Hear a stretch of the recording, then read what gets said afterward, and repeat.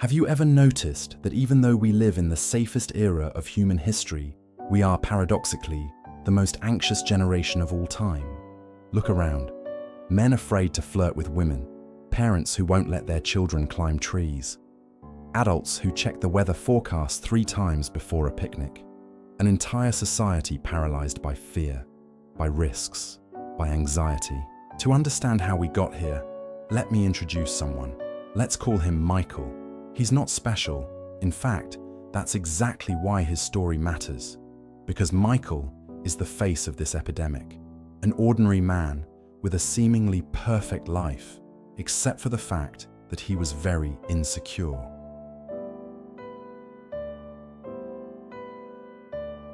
It all started when Michael was at a playground, watching his son.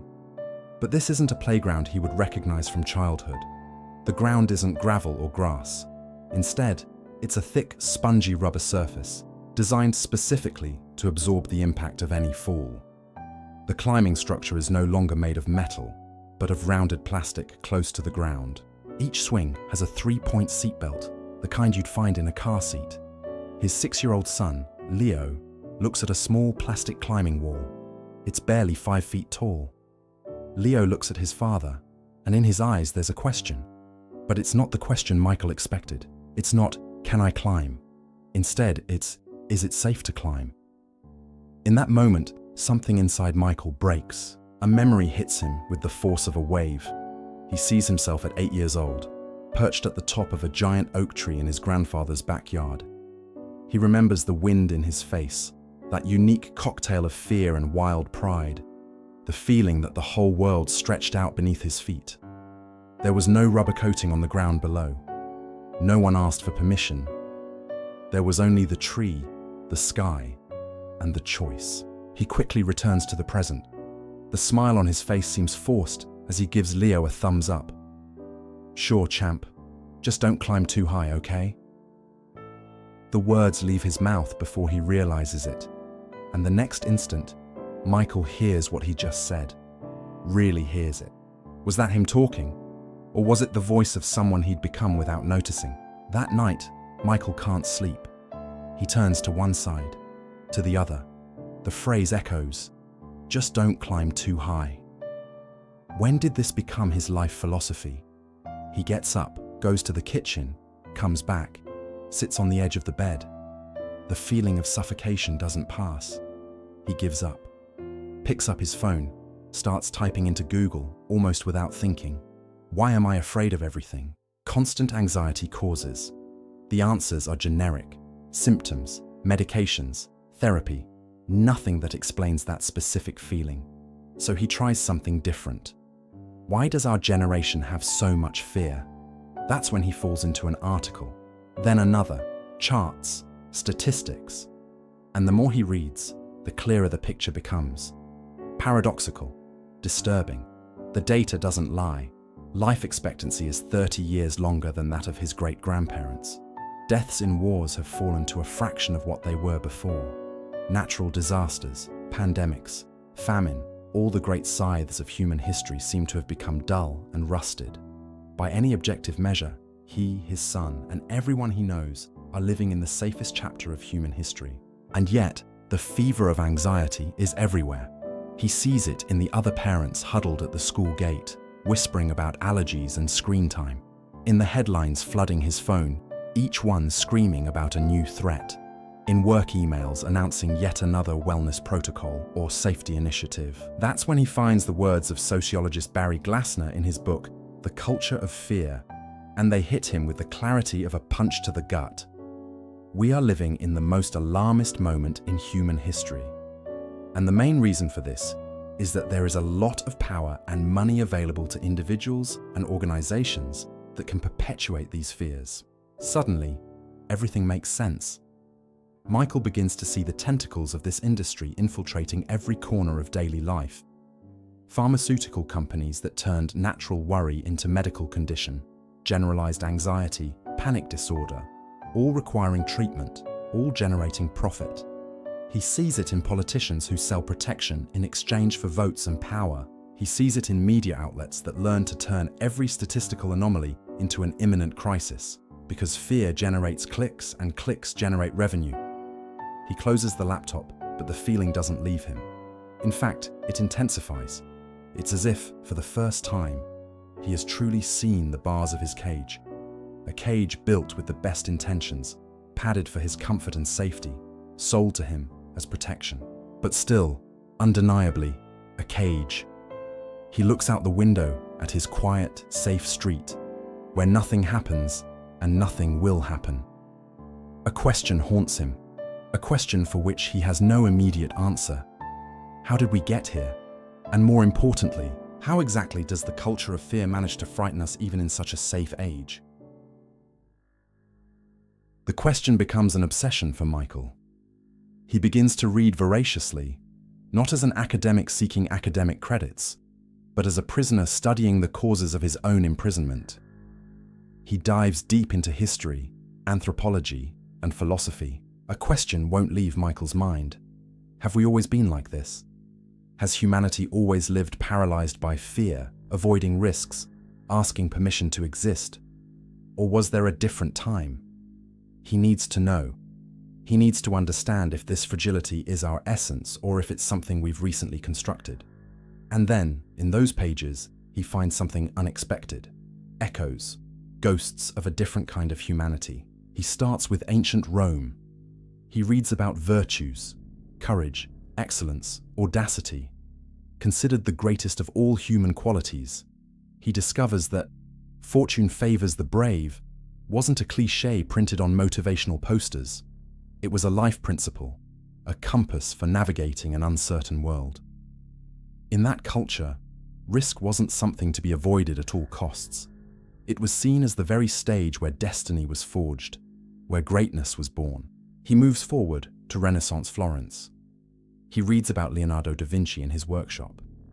Here was a man who saw no boundaries between art and engineering, between the known and the unknown. Michael discovers that the Renaissance ideal of the universal man didn't fear failure. Da Vinci saw failure as a given, as a necessary and even valuable step on the path of creation. For him and his contemporaries, risk was simply the price of genius, the admission fee to the realm of discovery. Then, Michael dives into the Enlightenment philosophers. He finds voices echoing across the centuries. Immanuel Kant proclaimed, sapere aude, which means dare to know. For these thinkers, reason was a torch meant to illuminate the darkness, and fear was that darkness, something to be actively dispelled. The unknown wasn't a threat to be contained and avoided. Instead, it was a territory to be mapped, understood, and ultimately dominated by the power of the human mind. These people, these entire eras, weren't naive. Michael realizes something crucial. They knew plague, famine, and war on a scale he could barely conceive. Danger was real to them. It was omnipresent, a constant companion. And yet, their response wasn't to shrink from life, to build ever smaller boxes of safety. Instead, their response was to expand, to go further. They understood something fundamental, that uncertainty was a portal with two directions. Yes, one led to danger and loss, but the other direction led to opportunity, to discovery, to human greatness. Michael feels a pang of shame, shame for himself, shame for his generation. What happened to that flame? When did it go out and extinguish? His research leads him to identify a crucial turning point. There was a silent shift that occurred sometime in the last decades of the 20th century. It was when the optimistic belief in humanity's capacity to conquer the unknown, to push boundaries and solve problems, gradually gave way to something darker. It was replaced by a pessimistic conviction that we are fundamentally fragile, that we are essentially powerless before the dangers that surround us. At some point along the way, we stopped seeing ourselves as conquerors of uncertainty. Instead, we became hostages of the unpredictable.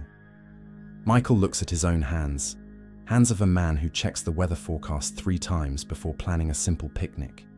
The hands of someone who reads dozens of online reviews before buying a blender, who feels a genuine pang of panic if his son climbs just 1 step higher than expected on the slide.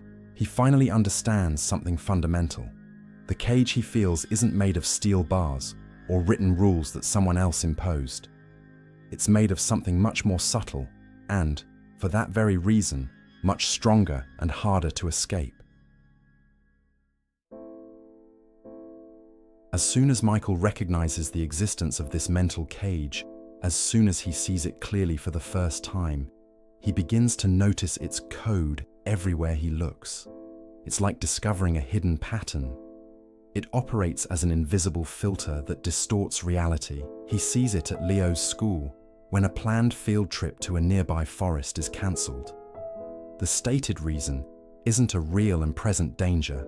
Instead, it's the potential for danger, the mere possibility of something going wrong, a sprained ankle, an allergic reaction to a plant, the remote, almost statistical possibility of encountering a wild animal. The entire experience of learning and exploring nature is sacrificed on the altar of what if. He sees it in himself when an old college friend invites him to go rock climbing. Michael notices his own thought process, and it disturbs him. The first question that arises in his mind isn't, "What an incredible adventure! What could I see? What could I experience?" Instead, his mind immediately jumps to, "What's the probability of an accident? What could go wrong? What's the worst-case scenario?" The hierarchy of his questions has been completely inverted without him even noticing. Fear always speaks first now. It has the loudest voice in the room. He realizes that language itself has been corrupted, slowly and systematically. The word risk, which for the ancient Romans and for Leonardo da Vinci meant opportunity, bravery, and the chance for greatness, has become a curse word in modern conversation. Now it's used as a synonym for stupidity and irresponsibility. And most troubling is that Michael himself was an agent of this linguistic shift. He remembers calling a colleague reckless for leaving a secure job to start his own business. He remembers the critical look he cast at a mother in the park who wasn't constantly hovering over her child. Unwittingly, without even realizing it, he became an enforcer of prudence, a guardian of the cage. One day, at work, a new psychological safety policy is announced in a company-wide meeting. The stated objective seems quite reasonable. Any idea that might offend or disturb someone should be avoided. But as he hears the details, Michael notices something troubling. The real objective isn't the pursuit of truth or innovation. It's not about solving problems or creating something new. Instead, it's about creating a frictionless environment, a space without challenges or discomfort. It's a rubber playground, but this time designed for adults. Michael feels a chill down his spine. This isn't protection. This is intellectual castration, the systematic removal of anything that might cause growth through friction. He remembers a quote from Nietzsche he'd read years earlier in college. "The secret of harvesting from existence, the greatest fruitfulness and the greatest enjoyment is to live dangerously. Build your cities on the slopes of Vesuvius.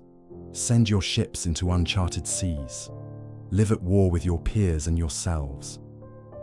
At the time, the phrase seemed poetic but distant, something that applied to ancient warriors or fictional heroes, not to him. Now it sounds like a direct accusation, a finger pointing straight at his chest. Michael feels suffocated by this logic, this mental architecture. It's a logic that, like a virus infecting the mind, always imagines the worst possible outcome and then acts as if that outcome is not just possible, but probable, even inevitable. But where did this logic come from? It couldn't be just a cultural accident, just random bad luck. There had to be an engine somewhere, a force actively promoting and spreading this way of thinking. He looks again at his computer screen, at the corporate slogans and government orders crowding his inbox, and a dark understanding begins to emerge. The code isn't just a mental virus spreading by accident. It's the operating system of a new form of power, deliberately designed and carefully maintained. The question that remains is, who's writing the program? Who benefits from keeping everyone inside the cage? The answer comes to Michael in the most unexpected place. while reading the instruction manual for a new coffee maker he'd just bought. The manual is 12 pages total, and 11 of them are dedicated entirely to warnings. Warnings about steam burns, warnings about hot water, warnings about electric shock, warnings about using the appliance near children, near pets, or during a storm. By the time he finishes reading, the machine seems less like a household appliance and more like some kind of dangerous artifact requiring specialized training to operate. He laughs, but it's a hollow laugh without joy, because there it is, right in front of him in miniature, the principle that governs his entire life. It's called the precautionary principle, and it goes like this. In the face of any degree of uncertainty, no matter how small, the only rational response is caution, protection, and ultimately, inaction.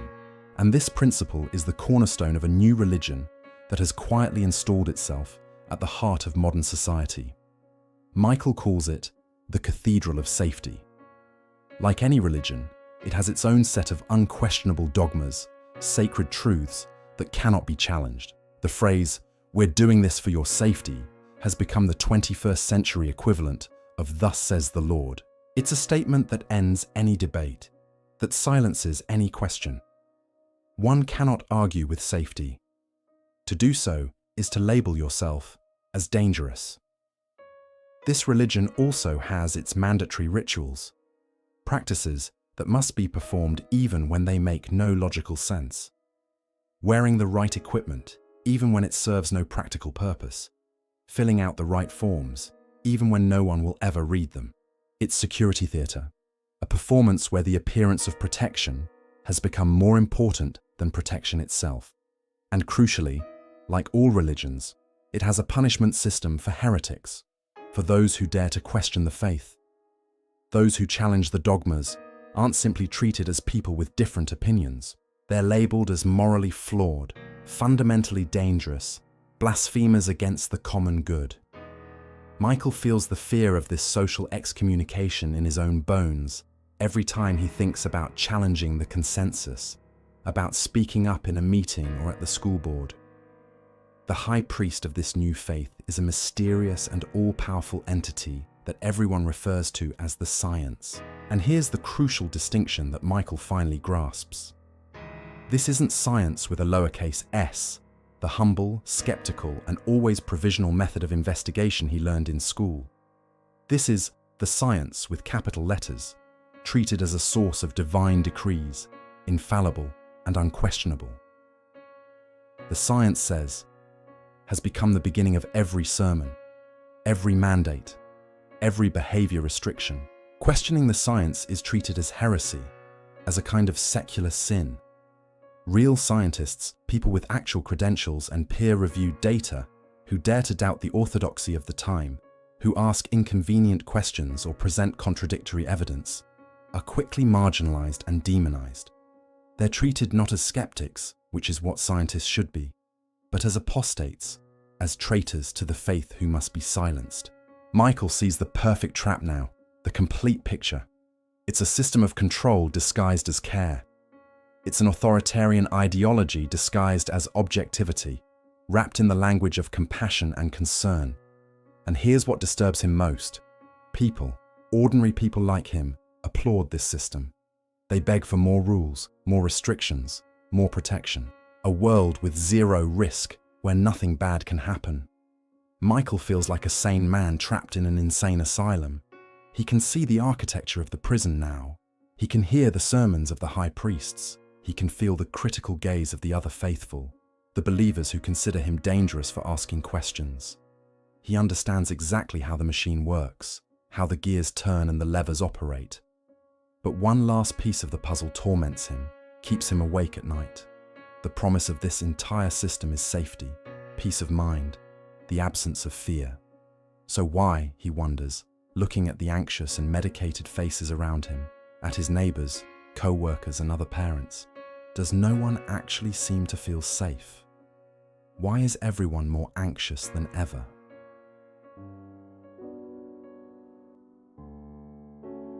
The answer, when Michael finally sees it, is the cruelest paradox of all. The relentless pursuit of safety doesn't generate safety, in fact, not in any real or psychological sense. Instead, it generates more fear. It feeds the very beast from which it claims to be protecting us. Here's how the mechanism works. Each new rule, each new warning, each new safety protocol doesn't whisper to us, "You're safe now, you can relax." Instead, it screams, "There's a danger here you weren't even aware of before." The infinite proliferation of protection measures creates an environment that seems increasingly hostile and threatening. It's a perfect vicious circle, a self-reinforcing cycle. Fear generates rules. Rules signal the presence of danger, and the perception of danger generates even more fear. But Michael discovers that the real cost goes even deeper than this psychological feedback loop. It's not just about feelings, it's about a real erosion of human capacity, a withering of the soul itself. He sees it most clearly in his son, Leo. At school, there's a zero-tolerance policy for conflicts of any kind. What this means in practice is that any small childhood disagreement, any minor argument or little shove, isn't resolved between the children themselves. They don't get the chance to learn to negotiate with each other, to apologize and be sincere, to forgive and move on. Instead, every incident, no matter how trivial, is immediately passed on to adults. Teachers and administrators intervene to solve all problems. The children aren't learning to navigate social complexity on their own. They're learning something very different. They're learning to depend on a higher authority to solve their problems. The implicit message in each of these protective interventions is devastating, though rarely expressed aloud. You're not competent. You're not capable. You need us to survive. Without our constant supervision and intervention, you'll fail, get hurt, be destroyed. It's a pedagogy of fragility, systematically conducted from the cradle. It happens in the family, through overprotective parents and constant supervision. It happens at school, with safe zones, trigger warnings, and zero-tolerance policies. It happens through the media, with its endless stream of threats and catastrophes. The result of all this is the mass production of a specific psychological condition that psychologists have a name for: learned helplessness. It's a state in which a person, after repeated experiences of lack of control, stops trying to exercise control, even when the opportunity finally arises. Michael feels this learned helplessness in himself, in his own reactions. He sees it in his hesitation to fix a leaking pipe himself. Better call a professional, he thinks automatically. He sees it in the anxiety he feels when planning a trip without a detailed, pre-established itinerary. What if something goes wrong? What if he makes a mistake? The idea of improvising, of solving problems as they arise, fills him with dread. It's a slow and constant atrophy, a weakening of the muscles of autonomy and problem solving. The Cathedral of Safety isn't just building cages for people to live in. It's doing something more insidious. It's creating a population that wouldn't even know how to live outside these cages if the doors were suddenly opened. It's systematically infantilizing society, generation after generation, producing adults who long for the firm hand of an authority figure to tell them what to do, what to think, how to feel, and above all, how to feel safe. And here's the final irony, the most bitter truth of all. By handing over his freedom piece by piece in exchange for the promise of safety, Michael didn't gain peace of mind. He didn't achieve the sense of calm and security he was promised. Instead, he gained a different kind of anxiety, perhaps even worse. It's the anxiety of dependence, of knowing deep down that he's powerless. And here's the problem. Objectively speaking, he is, in fact, less safe than before. Because every freedom surrendered, every skill left unpracticed, every challenge avoided, has made him less capable of dealing with a real crisis when it inevitably arrives. When something happens that wasn't in the protocol, that wasn't covered by the safety manual. He's sitting in his perfectly safe living room, in his perfectly safe house, in his perfectly safe neighborhood, and he's never felt so vulnerable in his entire life. This is rock bottom. The logic of the cage seems inescapable. hermetic, perfect in its circular reasoning. The silent fever of fear seems to be a terminal condition, something that will only get worse until it consumes everything. Is this the end of the story then? Is this where it has to conclude? With a slow surrender to safety, a lifetime lived in a whisper, afraid of one's own shadow, waiting for permission to exist? Or is there perhaps another way of being, another path he hasn't seen yet? The change doesn't come from a book or some thundering revelation from on high. It comes from something much simpler, a story his father tells him during a phone call, a story about Michael's grandfather, a man he barely knew before the old man's death. His father tells him that during the Great Depression, Michael's grandfather lost everything he had. His job, his savings, his house, everything. Instead of despairing, instead of giving up and accepting defeat, his grandfather took his last money, bought an old beat-up truck and traveled from state to state, working whatever job he could find.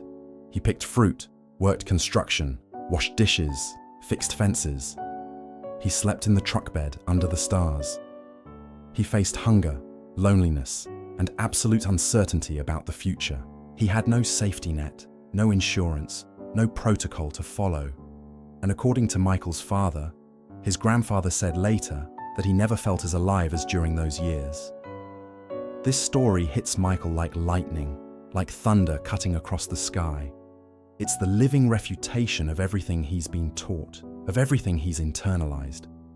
It directly contradicts the pessimistic anthropology in which he's been immersed.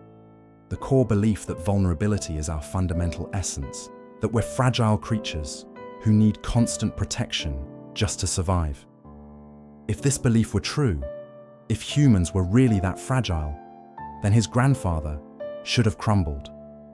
Humanity itself should have been extinct long ago, decimated by the first drought, the first winter, the first time the hunt went wrong. But that's not what happened. That's not what we are. Michael understands now. Vulnerability isn't our essence. Resilience is the capacity not just to endure hardship when it comes, but to actually grow through it, to be transformed by it into something stronger. Humanity didn't thrive despite danger and uncertainty. In a very real way, we thrived because of it. Challenge is what made us human in the first place. Michael finally grasps something fundamental. The culture of fear, this entire system he's trapped in, isn't an inevitable condition. It's not a law of nature or an immutable fact about modern life. It's a choice. It's a narrative we've been told so frequently, so consistently, through so many channels, that we started to believe it was true. But a narrative can be rejected. A story can be rewritten. A choice can be undone and remade. Liberation, he realizes, won't happen in a single dramatic moment. It won't be one big decision that changes everything overnight. Instead, it will be a gradual process, a journey that happens in 3 stages. The first stage is awareness, seeing the cage clearly for what it is, understanding its mechanisms and how it works, recognizing the invisible code that's running in his mind. This work, he knows, he's already done. He can see it now. The second stage will be cultivation, actively developing an alternative worldview, deliberately building new mental habits and practicing small acts of courage. Not reckless acts, not stupid risks, but intentional choices to do things that scare him a little. This is what comes next. This is the work ahead. And the third stage, finally, will be action. Actually living according to this new vision, day after day, despite the constant pressure to conform, despite the critical looks and worried warnings. It means making the choice, repeatedly, to value freedom over safety, to value experience over protection, to value life over merely existing. That weekend, Michael takes Leo to the same park they've been to dozens of times. But this time, when Leo looks at the small climbing wall, when that familiar question begins to form in his son's eyes, Michael does something different. He kneels down to get to Leo's eye level. He looks directly into his son's eyes, and his voice is a little shaky as he speaks. "You know, Leo," he says, "when I was your age, I used to climb huge trees, real trees, with rough bark and branches that swayed in the wind. It was scary, I won't lie, but the view from up there, the view of the world from those branches, was incredible. It was one of the best feelings I ever had. He stands up and takes a step back, giving his son space. I'll be here if you need me, but I know you can do it. I trust you. Leo looks at his father with an expression Michael has never seen before. Then he looks at the wall again. A new light shines in his eyes. It's the light of permission, the light of trust, the light of possibility. And then, without asking again, without seeking more reassurance, Leo begins to climb. Michael watches, his heart beating faster than normal in his chest. He's not free from fear. Maybe he'll never be completely free from it, and maybe that's okay. But for the first time in a long, long time, fear isn't in control. Fear isn't making the decisions. He is. He's no longer just asking questions about the cage. He's becoming the answer. He's living it. And as he watches his son climb higher, he understands something profound. This journey isn't just his particular struggle. It's a silent invitation extended to everyone who's watching, to everyone who feels the same low hum of fear, to everyone who's tired of living in a cage. The final question isn't whether the world is dangerous. It always has been dangerous, and always will be. The question is, who do we choose to be in the face of that danger? Do we choose to be prisoners in a safe cage where nothing bad can happen, but also nothing good can happen? Or do we choose to be explorers on an uncertain journey where we might fall, but we might also fly? The choice in the end is ours. If you're choosing to be an explorer, hit the like button and share your thoughts in the comments. Thanks for being part of this journey.